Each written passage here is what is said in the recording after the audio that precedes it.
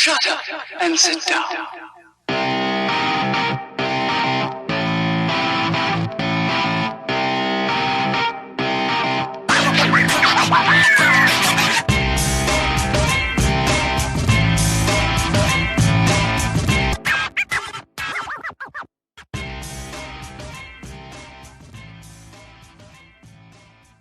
All right, guys, this is Takeover Tuesday, episode 2. My name's Carlos Redlick. I got my home fried David Allen on the other side. What's up, David? How's it going, Carlos? All good, man. All good. So we were talking about hustling in our first episode. We're going to keep on talking about hustling. What kind of stuff we got on the agenda today, man?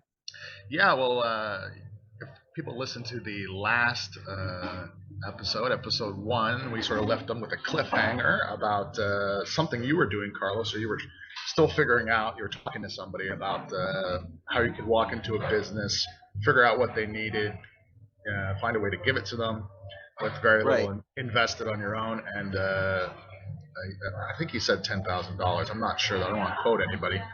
But something to that effect. And we're just going to talk about hustling and things you can do to make some extra money in general today. Yeah, definitely. So what I was actually talking about is I have a kind of a little eBay business. I started up with my girlfriend, a couple friends. And what we do is we go to this website. And I don't know if I mentioned this like on one of our calls or what. I think I've talked about it before, but is I'll go on a website called dhgate.com, and it's okay. I mean, what's really badass is you can buy a lot of stuff really cheap, obviously because it's wholesale, and then I just put it back online and flip it that way.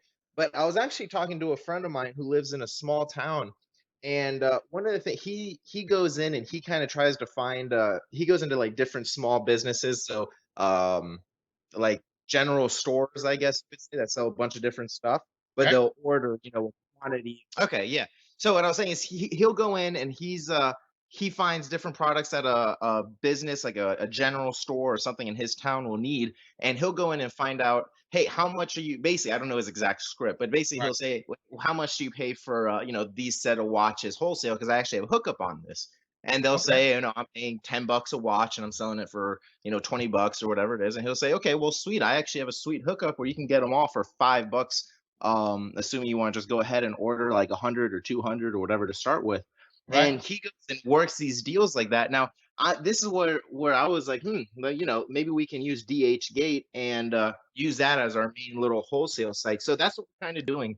I haven't closed anybody yet. He's been doing this, but he's kind of been, I mean, I don't know what sources he uses to find his stuff, but that's, he's kind of doing this.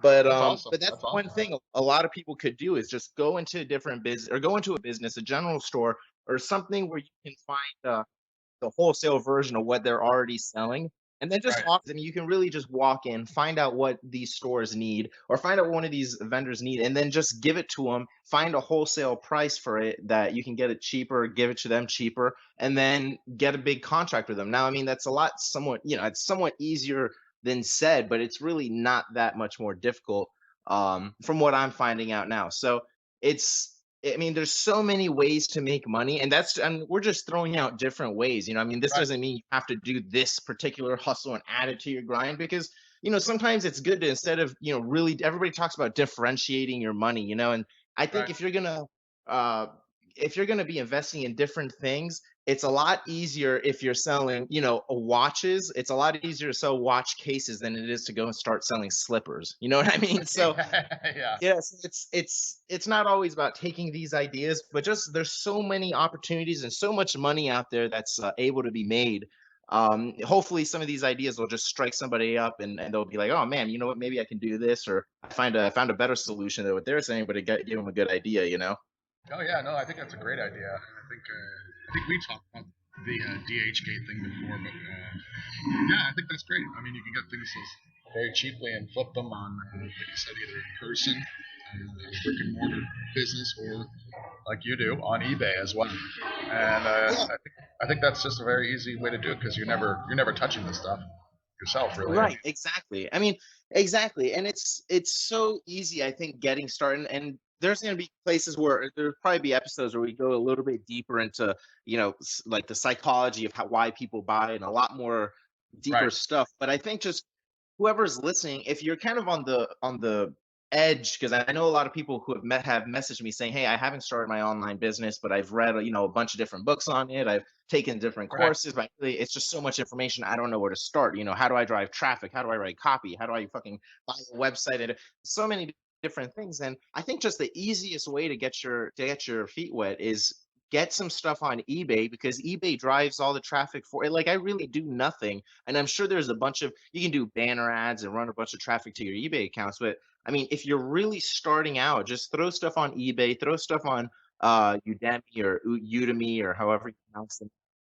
Because these are places where there's already consistent traffic there. It's already kind of a marketplace. And as long as you add some good content and maybe have some good little sales copy on there, you can make a few bucks and start figuring some things out. It's a lot easier, I think, nowadays to build even a 50, 60, 70 grand a year business online.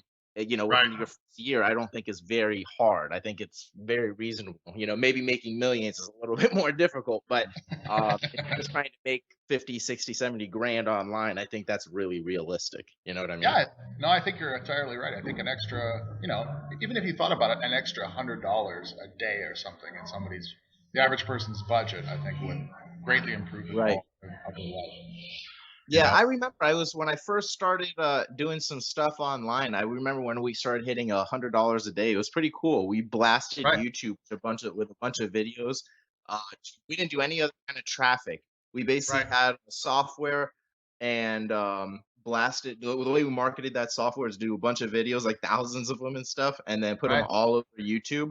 And then we just started getting consistent traffic, because Yeah, YouTube videos were absolutely. getting ranked, and it was pretty cool waking up and seeing $100, $200, because we were selling a $97 product, so one Okay. purchase is all we needed. It was pretty cool. Yeah, no, that's great. There's something I'd like to bring up because we're talking about eBay that I heard. I can't take credit for this. I heard it on. I wish I could remember where, but I heard it on Right. another, either a product or a podcast or something, and it has to do with copywriting. And since we're both copywriters, I think it fits into this section of the show.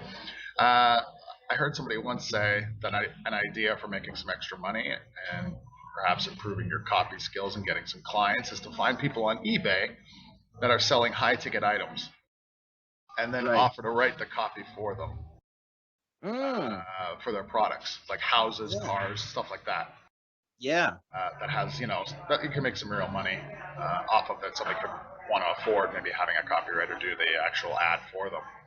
That's actually funny. I've never approached it that way, but that's definitely true, because I've written copy for some like number one bestsellers on Amazon, and I don't think I've. So, no, that's a very good, and something I have done personally. And this is again not something I can take credit for the idea, but it came from the late great Gary Halbert, I believe.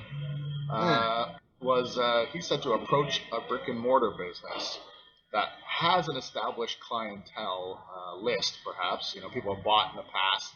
A lot of businesses are very terrible at reselling to people that they already have as clients. So, for instance, right. I think Gary used the example, which is something I just went out immediately and did, was an antique store. So where I Mm, was at the city I was in at the time, there was an antique store actually across the street from where a cafe I like to go to. And so and chances are they're not probably sending a sales letter to their list or their past clientele or whatever. right. So he said to just go into partnership with the proprietor. You write the letter, they send it to their list, multiple times or whatever, and you guys come up with some sort of agreement on the splitting the profit. Yeah, I think no, that's definitely pretty cool. It's funny because I've never really done it. So I mean, I want to say I have, but I don't think I have actually done it that way. And I that method before. I think that's a sweet way of just tapping into something that's already working. And then I Right. mean, if it's a funny little trick. I figured this out um when I started writing copy, I guess, for other people. If you do if like I always talk about adding dear friend to the top of your sales letters, right? So it generally increase your response by like 20, 30%. But it's funny because if you're working with a small business and you put dear friend at the top of their letter, but they're only getting like 50 people a month or something to look at that letter, it's not going to show, like, they're not going to see those results, right? But I've worked with people who are making eight figures and they put dear friend at the top of their results, and it makes like a few $1,000s more just by doing that.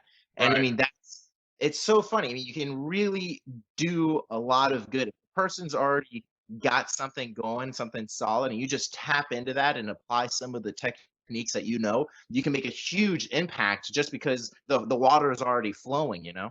Right. No, I think that's perfectly. Yeah, that's exactly right. And I think if I remember this story correctly too, and this is probably Dean Jackson, of course, who you know. Right. Carlos, they have a podcast, a marketing podcast that people should listen to. And he talked about he worked with Bill Phillips, who used to have a big supplement company. I imagine he still does. I don't know. I haven't like followed it for the last 5 to 10 years probably. But at what point EAS was a huge supplement company, and I believe it was Dean Jackson that was hired to, help them. They had sent a sales letter for some of their products, and they hired Dean to consult. And he simply, like, I think there was a picture of like 3 semi-trailers or something, and he just put a big red X through one of the semi-trailers, and they resent the sales letter and got like another 50% response or something just by crossing out the trailer because because it was a scarcity idea. Right. That's huge. That's pretty Yeah. cool. And that was done So through direct mail, I guess, then, right? yeah, direct mail. And Bill Phillips, I think, had written the copy himself, if I remember correctly, and until he got Dean to consult. So that Yeah, was see, shit like that is really good because it takes. See, no one would think like if you did that, and let's say you did it to a business that didn't have any real flow. No matter how good that copy is and that technique is, they won't see a dramatic right. increase in results most likely. But Yeah. just doing that one thing really, you said around 50% response or something. I mean, that's huge, you know? Yeah.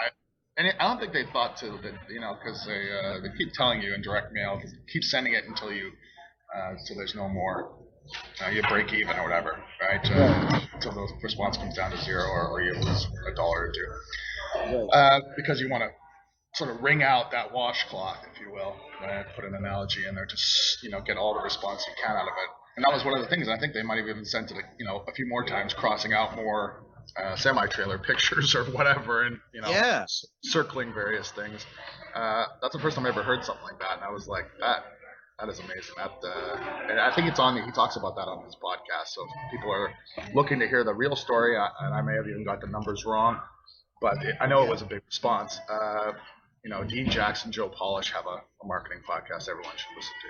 Yeah, that's sweet. No, that's badass. And something Gary Halbert did, I heard it on one of his. It may have been a Joe Polish product. I really don't know, but Right.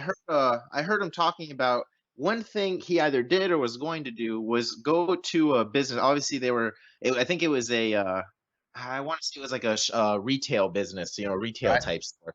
Anyway, what he did or was going to do is take a picture of the front of it, just drive by the actual store, take a picture of it, include it in a letter to them, and probably like priority mail it or something. I don't remember that part. But when Right. they open it and they see the picture, it says that there's something in this picture is repelling, 76% of your people or visitors from actually coming in or walking in the store, something like along those lines. Okay. And it was so big. It was such a badass thing. And there's something I remember taking away from that, which was adding theater. A lot of people, Yes. they don't really get that. And I think that's something really powerful. I mean, we always talk about making it customized and personalizing a lot of your marketing efforts. And that's really the epitome. I mean, it was worth it for him to drive. Obviously, it's probably a huge project. You probably got a lot of money out of it. But I mean, that right there is theater. I mean, that's how you're going to grab somebody's attention. I think if we can kind of, just as marketers or business people, if we can get on the lines of thinking almost theatrically, not in a way just to be theatrical, but to get response, but really, really be theatrical in how we try to get that response in our stories and our hooks and everything like that, you'll have a lot better response and a lot better time doing it, It's funny you mentioned that, Carlos, because I was out the other day, and I think we talked about on the first podcast how I'm a magician. Right.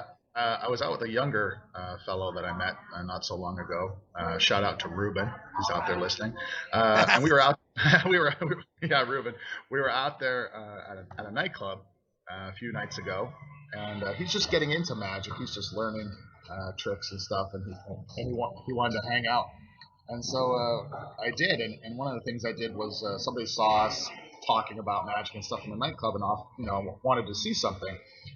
And the things we were talking about was like how, and fits in perfectly with what you're talking about, is the theater of revealing something. So I was showing him, if you're going to do a card trick, for instance, where, let's say, for instance, they name a number, they picked a card, they name a number, you're going to count down the number they named, and the card would appear in the deck of cards at that number. Right. There is a theater to getting the maximum response out of that. You have to, the counting, the way the counting is done, and then the way the card is turned over slowly, and there's a pause, and it's, the theater to build it up, to create tension and drama, so that you get the maximum response. And then I went over when people asked us, and I showed him exactly what I meant, because we were talking about it just right at that moment. And he was like, man, that was a lot better than just saying, 6, 7, 8, 9, 10, what was your card? Boom, there's your card. People are like, oh, that's cool, but you build up. So what was your card? Really? Okay. If you, it's just so much better. And I think that's exactly, it fits in exactly the same with what you're talking about. That's funny. Now that it's funny, I thought you were going to go a little bit different in that story because it's crazy. What you just said is actually, I used to know somebody a while ago, maybe like 7, 8 years ago or something. And he used to be very good at pickpocketing and, taking watches off. Coincidentally, he was also a magician. So I thought you were going to go in his direction, which was funny. So he used to have a scam back in the day that was actually kind of fucked up, but it was really smart if you just kind of look at it from a scientific point of view. So he would actually do a card trick. He would go in there with a friend or whatnot, and he would do a card trick or talk about cards, talk about magic. He would go into these bars or nightclubs because usually people were messed up anyway, so it was easy picking for him. And he would get people to engage him and basically wipe him clean. But he would get people to engage him, talk, big stuff about his magic, so everybody wants to see his magic. And then before he would actually show the card trick, he'll already have gotten close to them, taking their watch, taking their wallet, whatever it is, and then he'll stay there, do the magic trick, bomb on the magic trick, and be like, "Man, fuck this! I'm so embarrassed. Forget this, dude. Fuck you guys, and walk out with all their shit while they're laughing at him." And he's like, I couldn't just get close to him. I have to go in, fuck up on a magic trick. They're just, their eyes are focusing on something else. It was really interesting. So I don't know how that necessarily relates to marketing, but the whole scam culture, con artist thing, although it's really bad and you have a lot of illegal things to it, there's a lot of behavioral principles I think you can pick up on that, Oh, yeah, there is. I mean, if you look at the history, there's a guy, and I wish I could remember his name off the top of my head. Should probably prepare more. You just never know what you're going to talk about when you get on these podcasts. But he sold the Eiffel Tower. He tried to sell it twice, I believe. I can't remember his name now. But if you look it up on Google or something, people listening, you'll be able to find this guy. He sold the Eiffel Tower once, and then he tried to sell it twice. I think he got busted the second time. But, what? Yeah, and it's a fascinating story. And I'm actually going to give a shout out to somebody who made me aware of this story, because his name is Colin Theriot. Oh, hell yeah. Yeah, a copywriting group on Facebook. And I think his name was Victor Lustig, if I remember, or something like, the Count or something like that. Anyways, yeah, he sold the Eiffel Tower. Now, there was some sort of, I may get this wrong, so people could look this up, but there was something to do with, they weren't happy with how fast the Eiffel Tower was being built, like the city of Paris, and so they were all talking about why isn't this going better? So there was some talk that maybe they were considering not finishing it or whatever. Right. And this is back in the day, of course, when there's no internet and people are not connected. So he went in and he befriended some sort of scrap dealer, and then who knew the rest of the scrap dealers, and they set up this sort of secret meeting. He framed it as a secret meeting where all the scrap dealers were going to come and they're going to bid on scrapping the Eiffel Tower. Because that's what the government was going to do. They're going to scrap. They're going to scrap it. And he sold the Eiffel Tower, for scrap, whatever, to some guy. Disappeared with, what then would be a fortune, I'm sure. Thousands of dollars, but back then. And he had principles later. I don't know if he wrote a book or something, but if you look on, if you find this guy on Wikipedia. I'm gonna have to. Colin is the one who told you about this. I'm gonna have to message him. Colin I gotta get this. Yeah, he talked about it on his podcast, the Cult of Coffee podcast. And if you go on Wikipedia and you find that guy who sold the Eiffel Tower, for scrap, you'll see that the principles are listed in Wikipedia. There's like 10 or 12 principles for conning people, and Wow. they're listed right in there. Yeah, so they are definitely related. I think that's what Colin was originally talking about, because Right. they're definitely related to marketing and how you sort of create that relationship and scarcity and blah blah blah. You know, Right. to get the quick sale, close fast, and then get out of town, as it were. Yeah. And how to build fast rapport. Right, right, and create How to such build a fast you know. rapport, how to adapt. Yeah, there's a lot of really cool stuff in there. Actually, I heard John Carlton mention a long time ago that if you really want to get some good sales principles, you should go study some con people. And I remember him saying that, and I was laughing. I was like, "That's funny. That's just not advice you normally hear." But he's Right. right. It's on the money. It's There's on a the really money. yeah, there's a really great thread. And again, I'm gonna give a shout out to somebody, because I read so much, I encounter so much stuff. I try to remember who tells me these things so I can give them some credit. I think it Right. was Ramit Sethi, who wrote a book called "I Will Teach You to Be Rich," and Right. he made me aware of this. There's a thread on Reddit where they talk about selling tactics, these sort of tactics and techniques. Right. And the first thread, I believe, was started when somebody had said that a friend of theirs was selling firewood, uh, you know, bought bushels of firewood, and was having a hard time. So he divided it, if I remember correctly, he divided it into two piles, and on one, he put a sign on one pile that said organic firewood, and it was 50% more expensive Right. than regular firewood, and then he sold out of that firewood like immediately. So he started That's to hilarious. play around with that. And somebody had said too on that thread that they had tried to get rid of their puppies, and instead of just calling them puppies or whatever the breed was, they put like I think they were on some sort of Indian reservation or something. They put like Blackfoot fire puppies, or something. Right. Right. Right. They copyrighted it up basically. That's hilarious. That's awesome. I love it. I love it. And people can punch it into Google, just put Reddit organic firewood, somebody will find the whole thread, and there's about 50 or 60 comments of various types tactics that people have used. That's pretty cool. Yeah, I never heard about that. I've heard about Reddit, but I never knew they actually had like sales stuff on there. That's pretty. Oh That's yeah, pretty. I'm not a massive Reddit user, but I use it more every day seemingly, because there's all sorts of subreddits for almost everything imaginable, and Right. usually I get turned on to something, and I usually end up lost. It's easy to get lost on something like that for hours at a Yeah, time. yeah, yeah, for sure. That's crazy. All right, so let's talk about a couple other maybe things people can go out and do. Uh, something that's very popular right now. I have a Hmm. few friends that do this, and this is obvious, I'm sure, but we can talk a little bit about it. Is things like Uber. You Oh, that's know, interesting. I have a few friends. I have a few friends that drive. Oh, that's funny. I don't know anything about the business side of it. I love Uber. I started using it, maybe a month or so ago, but I've used it, I think like 3 or 4 times now. It's pretty awesome. I actually Yeah. asked them, I was like, "Hey, what's to prevent you from like kidnapping and killing me?" And I think they told me that there was some tracker on their app or their phone that has to be on at all times, and if it goes off, then it's like serious shit. And they do a bunch of Okay. background research and everything. So I felt a That's lot cool. safer. I felt a lot safer. But yeah, no, that's funny. That's pretty cool. That's a nice little side hustle you could do, I guess.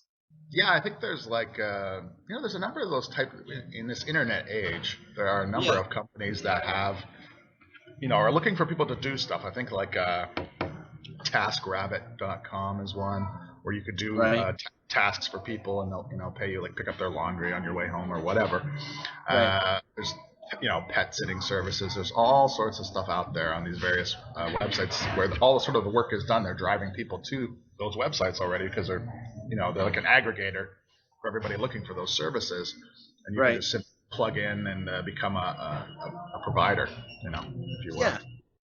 I think that's badass because I mean sometimes I understand, especially in the beginning, you need to kind of have some cash flow. You need to get something going because sometimes you get money overnight. That's kind of part of the game.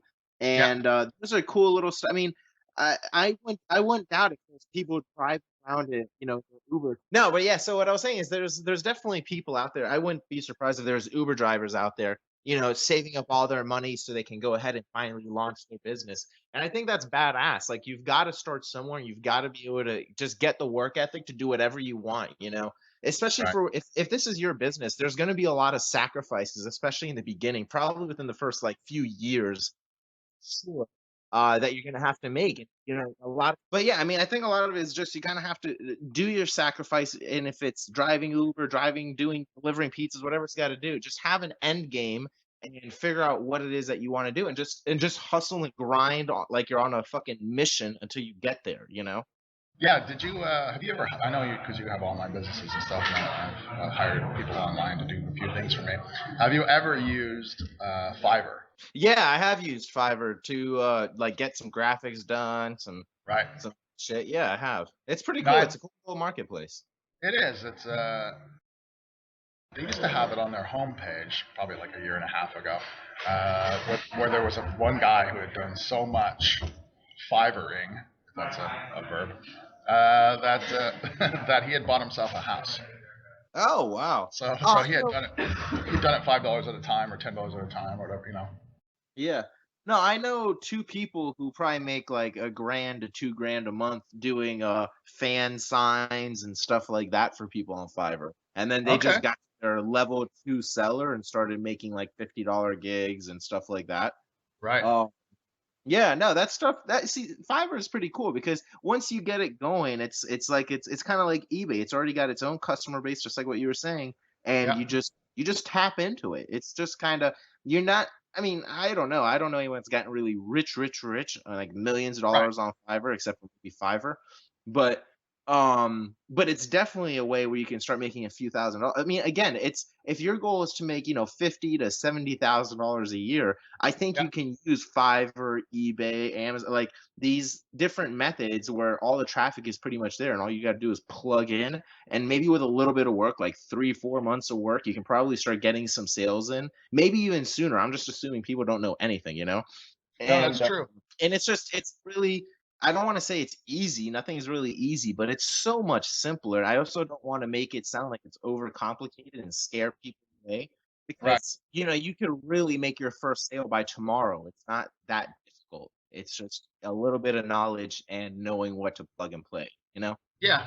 I want to give another shout out too because a couple of years ago I went through a program put out by a company named AppSumo, Oh, which okay. I've heard of them. you may have heard of them. And they did a business building course. I don't know what they're calling it now. At the time I was a part of it, it was How to Make Your First Dollar, I think was the name of it. And basically, it was like a lean startup course. So they talked about getting customers before you start the business.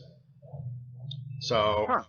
you find something that you may want to do, and you attempt to find the customers first to see if there's a market before you go through the trouble of getting a website, blah blah blah blah blah blah blah. And they would create businesses. The owner of that company, Noah Kagan, he created AppSumo kind of like that, and has created several companies kind of like that. If you go listen to some of his backstory, and they sort of they told you to don't worry about all the rest of that stuff. Find the find the people find the people that are buying that stuff. And he actually started a jerky company as sort of a example. He started a jerky company in 24 hours. And made it. I don't think he quite made his $1,000 goal in 24 hours, but he came close. And then he later gave that company away as part of the marketing thing for AppSumo, I'm sure. But he let somebody else win the CEO thing and take that company over. And I believe it's still thriving. So there's a lot you can do. So if people are looking to maybe get some help with that's the course I would recommend because they walk you through all the steps. One of the things I had you do at the very beginning, and I think this is important for business, is getting rejected. They wanted you to Right. ask. They wanted you to go ask for a discount at your local wherever you go get your coffee. They wanted you to ask for a 10% discount for no reason at all, Right. just so that get you in the habit of asking. Right. That's funny. I used to do that all the time just to see if I could convince them to do it. I used to practice my sales also. I mean, also I was broke, so that would help. But I mean, I used to try and kind of be that person. I was trying to smooth talk my way into getting free shit or discounted. Like at McDonald's, I would be like, hey, thanks so much. You're really awesome. Do you think you could throw in an extra fry since this is a really great day? I'll be Yeah, like, yeah, you're yeah. so money, here you go. Yeah, I would say and I did that. It wasn't really hard for me because I street perform, so we ask for money all the time. It's kind of a Right. part of the culture. But I remember asking for a 10% good looking discount. Yeah, Because that's good. That's which funny. is it's just fun to see people's responses to it too, which is half of it. It's just to see what they're gonna say and stuff. Just interesting for me. Yeah, that's pretty awesome.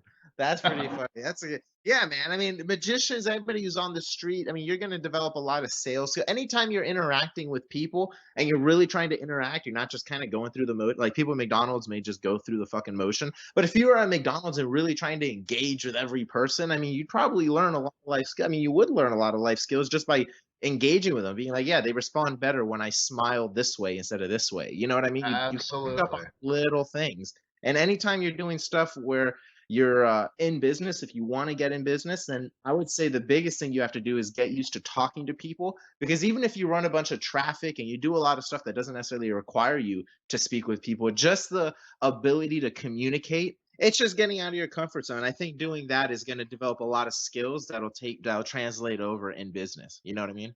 Oh, absolutely. I have a friend. She is a what they call a statue act. So she pretends to be a statue. Oh, that's pretty badass. That's funny. Yeah, and she's awesome at it. Yeah. And her name is Sydney, and she's probably listening to this at some point too. And she is like a girl in white, standing on a little white podium, and she does this thing where she winks. She's like this little diminutive girl, and and she gives this little wink to people as they go by. And boy, oh boy, it's magic. It's people give her a lot more money and stuff. Yeah, I don't doubt it. That's pretty badass. That's a lot. I love it. You should video her in action. That's pretty funny. I'm going to end up seeing her in a couple of weeks from now, and I will try to get. Is she in New York? No, she's in New Orleans. Oh, there you go. That's pretty badass. Pretty badass. You gotta definitely take a video of that. I want to see it. Yeah, you'll love it. It's hilarious, and then see people's reactions too. It's funny. Right? Well, all right, so yeah. let's talk about maybe what we're going to talk about next week. We're given some good things people can practically go out and investigate and do. I mean, tomorrow, if they so wish. What are we going to come up with for these people for next week? Well, I mean, I think a lot of this stuff we should break down. Maybe bring out some lesson plan or something for everybody, because I want to be able to deliver a lot of content, and it's so hard to do in like 30 minutes or 20 minutes. It is. But that's we'll focus on. We'll be able to get it. I think for next week, I can definitely talk about copy because that's kind of like my thing. So I can talk about copy and maybe some little video tricks I've discovered on YouTube to really get you a lot of traffic. Yeah. And I can definitely throw that in. I mean, what do you think is the biggest? You should ask everybody, what is it that you want to know, so we can really hammer down on exactly what people need help with. I don't want to keep regurgitating shit everybody already knows. No, that's true. I think, and that's another thing we'll get better at as this podcast goes along, is that people want to contact us. Yeah. We now have a fan page on Facebook, which is probably the easiest way to send questions and stuff, so it's not split between the two of us. Yeah, that's cobbling it all. Yeah, and that is facebook.com /Takeover Tuesday podcast. So if people want to post questions and stuff about stuff they want to learn about, or send a message on there, or whatever you're comfortable with. We can hammer down on whatever topics or whatever, explain even more, go into more depth on some of the things we've talked about already. And next week we'll delve into some of Carlos's video tricks, and I'll talk maybe more about the psychology of getting money from people on the street. Yeah. Because there are certain things that are very important I've learned from other great performers. That's awesome. I'm excited to hear your part. I love that shit. All that stuff is really badass because you really deal with humans. So yeah, I'm excited to hear your tricks too, because I know you've done a lot of video stuff, Carlos. So I look forward to it as well. Sweet. Well, we'll crush this shit on Tuesday. Thanks so much, everybody, for listening to this call, and we'll talk to you guys next week. Keep kicking ass. Later.